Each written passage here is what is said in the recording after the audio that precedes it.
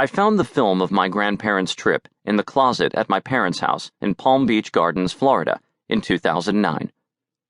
As soon as I saw what was captured in its images, I knew it had to be restored. My grandfather had filmed just a few minutes of one day in Poland. But this footage preserves impressions of daily life in a way that memory, photographs, and documents cannot. Viewing the film, we see hundreds of faces with individual expressions. We see the patterns and colors of dresses, a sign over a doorway, flowers in a shop window. We see the intricacies of small-town society in the groups that form on the street. We see the way a hand gesture or the peculiar set of someone's mouth or brow defines a personality or a relationship. We see the extraordinary pride of a young woman fortunate enough to accompany the American visitors during their brief tour of the town. We see the prevalence of shoving as a means of communication. If only for the sake of these details, I felt, the film was an important piece of history. It was evidence of a world violently destroyed. But the longer I spent with my grandfather's film, the richer and more fragmentary its images became. A film, by itself, preserves detail without necessarily conveying knowledge.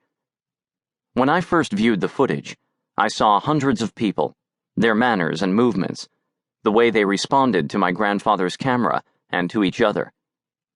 Yet each moment stood in isolation. The camera had recorded only the surfaces. Everything meaningful, everything that explained what I was seeing, existed outside or was buried inside the frame. Who are these people? What brought them to be on the street, in view of my grandfather's lens, on that day, in that moment? What relation, if any, do they have to my grandparents? And what became of them, each one, individually? Every image, every face, was a mystery. I began to search, to research, to find out what might still be learned from this film, and what, so many years later, might still be discovered about this town and its people. It's a challenge to reconstruct the history of ordinary lives.